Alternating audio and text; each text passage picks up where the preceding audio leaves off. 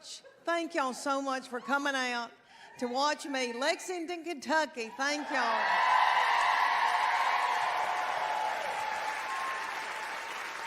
Thank y'all. If I could get out there and straddle every one of y'all and kiss y'all on the mouth, I would. Okay. I've got on a girdle from here to here, and I can feel fat coming out of the back.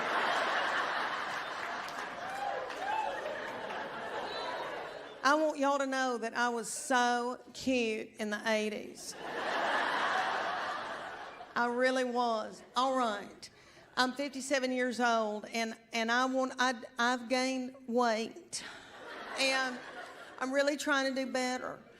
But that old mean, stupid COVID, I want to blame the mean, stupid COVID and Vladimir Putin.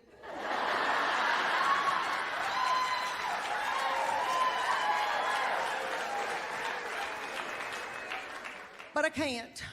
It wasn't all their fault, but the pandemic did do a number on me. You know, I really thought I could cope in a crisis effectively, and I don't think I can. I had big ideas about hiking and jogging and doing, and I didn't. All right, do y'all remember when it first happened and they said, give us 2 weeks? Give us 2 weeks. Okay. I went, woo, I'll make a chicken pot pie. I made a chicken pot pie, and then that darn thing dragged on, and I made more chicken pot pie, and then I mixed alcohol with it.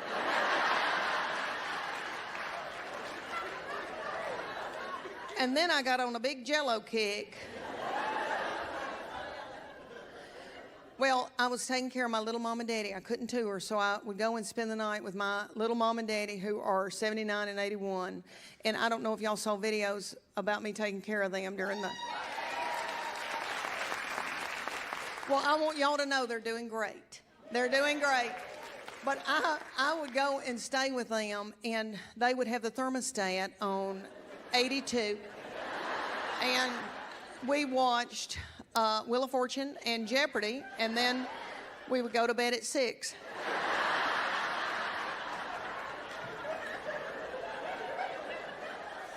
And my little mama had to have soft foods there for a while, so that's why I got on that Jell-O Kick. Even though my people, we make Jell-O salads for everything. Where I'm from, we do. We love it for a church supper. We love it to give to somebody when they're sick. We love it to give to somebody when they're breastfeeding. Because it's refreshing. But I did not know how much sugar was in that Jell-O when I was sitting there eating it. And I sat there and ate all that with my little mama, and then all of a sudden my stomach was laying on my legs.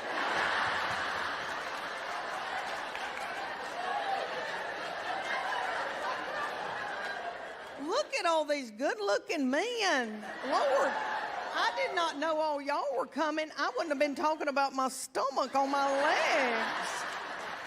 Look at y'all in these half-zip golf pullovers. Hello. That says health insurance to me.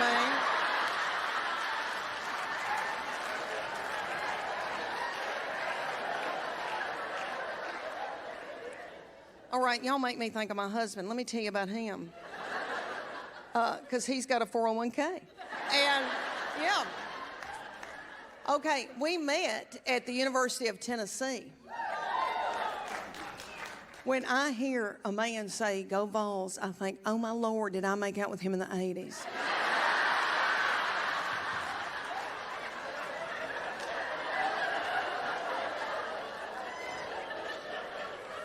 I did horrible things in the 80s. But my husband and I met, and I was so cute. And I was little, I had on little britches, and my thyroid was functioning. And I felt good. And he was so enthralled with me and so in love with me and pursued me and bought me presents and vacuumed out my car and did all kinds of things for me. And we celebrated our 30th wedding anniversary this year. Thank y'all. Thank you. And now I truly believe he would not pull me out of a burning vehicle.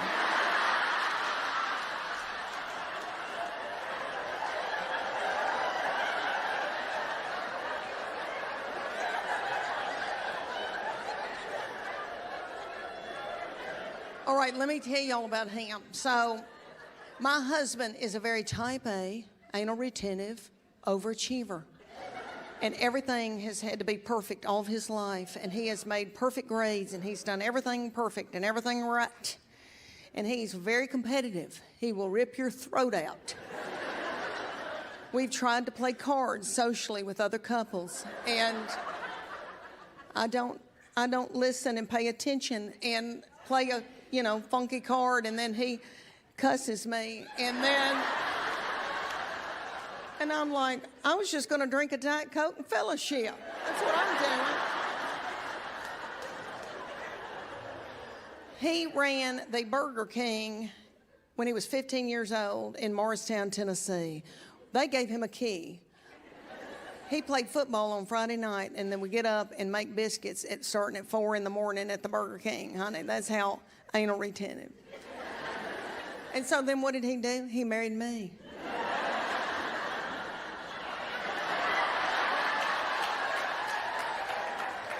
And I am an underachiever. And I haven't done much right. And, but I'm fun.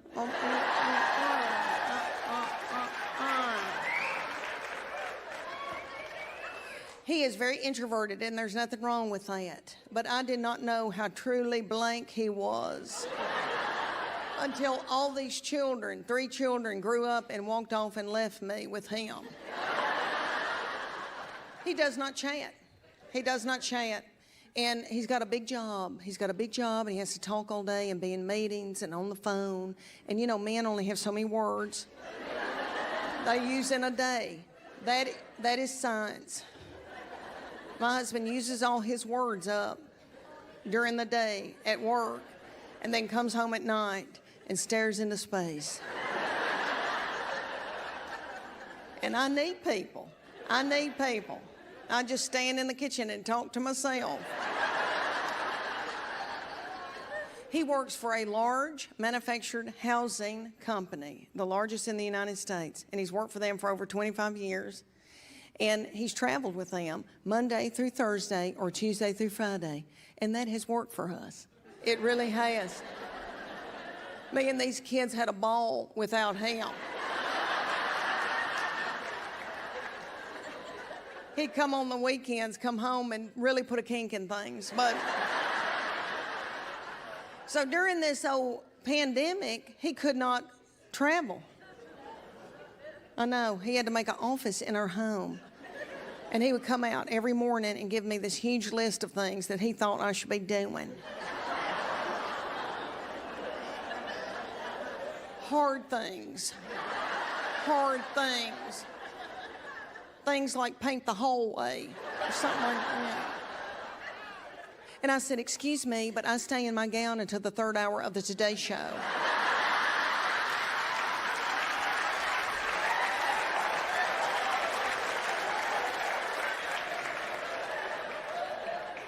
I said, you don't know me, do you?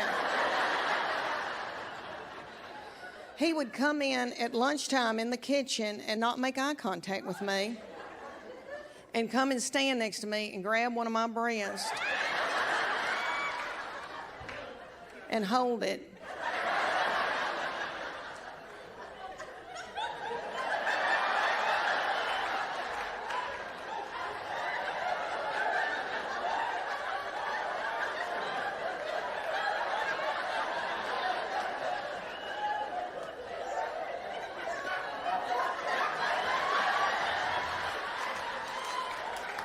And he'd say, what's for lunch?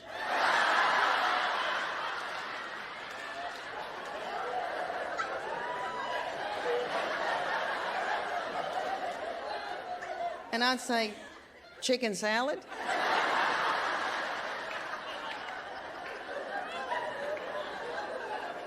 No, I love him. I just don't want to be with him.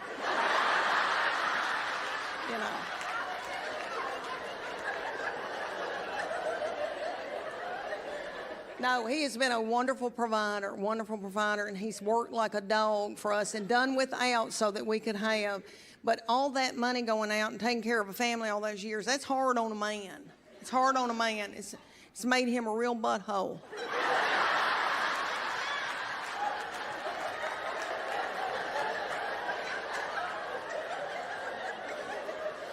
I love him. Lord, I don't want anything to happen. I don't want him to run off with a mobile home woman.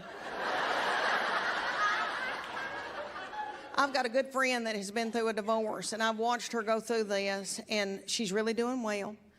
She's doing great. She's quit eating bread, and she's doing sit-ups in the living room, and she looks like a movie star, and she wants a man. She's ready to get out there and get another man, and it is on like Donkey Kong. And I've sat here, watched her go through this, and I thought, oh, my Lord, if I had to get out here and get a man at 57, after I've eaten all this Jell-O. Yes.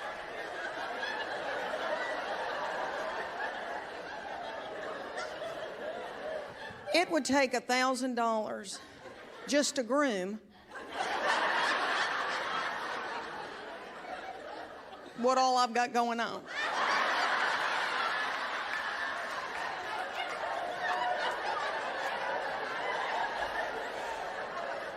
I've got a toenail that doesn't look right. We've got a girlfriend in our friend group, and she's 58, and she loves her husband, loves him. But we were saying, Lord, if we had to get out here and get a man, she said, okay, I think I could show somebody my left breast.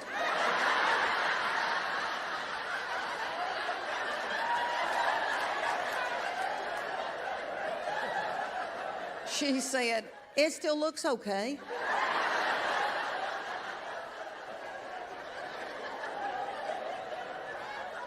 I thought, where is my friend going to go on dates? Where do people go on dates in their 50s and 60s? Lord, I have not dated since the 80s, honey.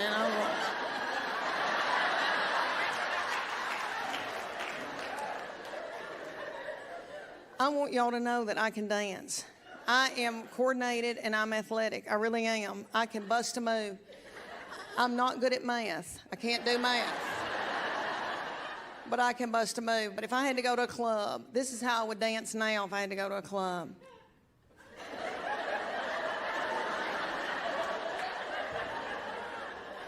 Because I don't want to jiggle.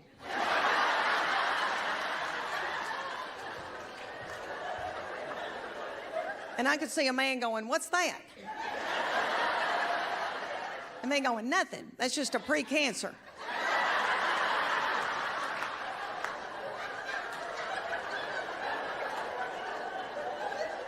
My friend is on dating apps, and she said everybody on the dating apps looks like they work at Buc-ee's.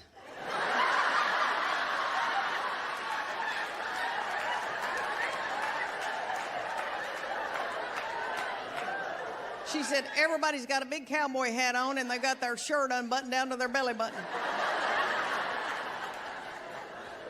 But I thought, what is she going to do after date? Is she going to go home with a man and make out around his CPAP machine?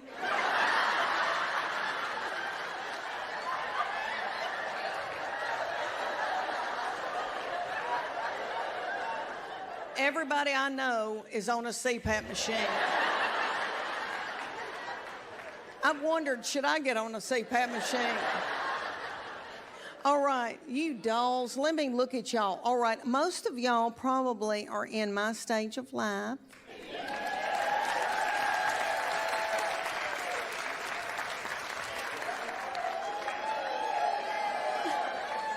Y'all take supplements.